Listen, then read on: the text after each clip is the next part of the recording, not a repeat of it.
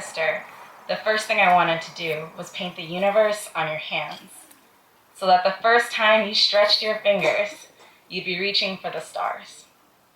Baby sister, when you were born, Snow White was jealous. You had the skin, hair, and lips that even Walt Disney couldn't capture. But you were far too shy to talk to strangers, and far too beautiful for any prince, so you never needed saving, because you were truly the fairest of them all. Baby brother, your confidence defines you. Your smile may be bright, but you carry way too much thunder to be lightning. Tell me, where did it all come from?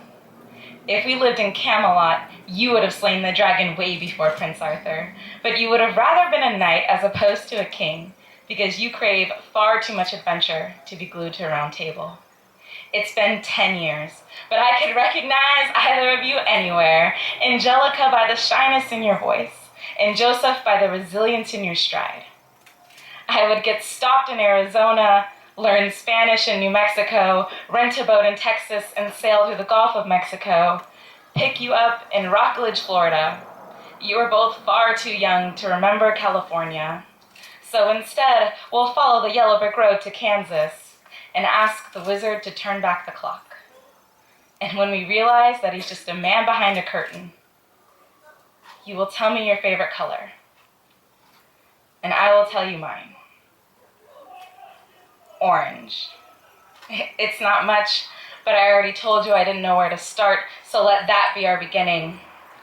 And then I'll return to California, and you'll fly back to Florida, but we won't need to click our heels 3 times to get there, because our home is not in the same city or in the same state. It is in each other. Thank you. Okay, this next one, not so much lovey, but I guess you could find love in it. And this one was inspired by 3 people. My family, including them as one entity, so they are one person in my family. And then Eminem. He's my favorite artist of all time. Kind of listen to him. He's pretty much in almost everything I write. And then a friend. All right, and this one is called A Child's Duty. Anger is like a family heirloom, passed down from generation to generation. Anger is like a hand-me-down. Each person wears it a little differently, but it still carries the same hatred it did 50 years ago.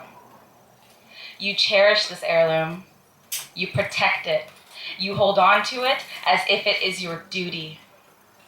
The only duty a child should have is remembering to brush their teeth and make their bed in the morning. When you're young, your parents dress you in what they see fit. Maybe it starts as their anger, but as you grow older, you learn to make it personal. Maybe you'll add your own blood to the shirt you're wearing. Or maybe it will be the blood of someone else. Maybe you'll have to sew the bullet holes that were meant for your great, great somebody. But you'll act like they were meant for you. Religion is also passed down. Buddha, Allah, God, or gods. Who do we follow? Who do we believe? You thought this was your life, but if it was your life, you would have been able to choose something before you decided to choose nothing. It started with faith. It ended with the Enlightenment. Logic, reason, science.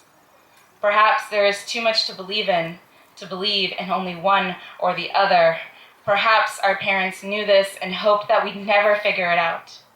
They hoped we'd stay innocent. Yes, our parents love us, but they wanted to invent us.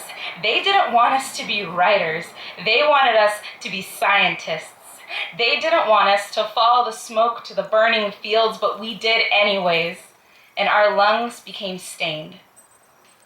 We carry these stains inside us. We remember who they wanted us to be, and then we inhale. The spots on our lungs have never made breathing easy, but in this moment, the wheezing and the coughing stops. We are who we are. We embrace the flames, throw matches into our past lives. It is here and now that we are happy. Thank you.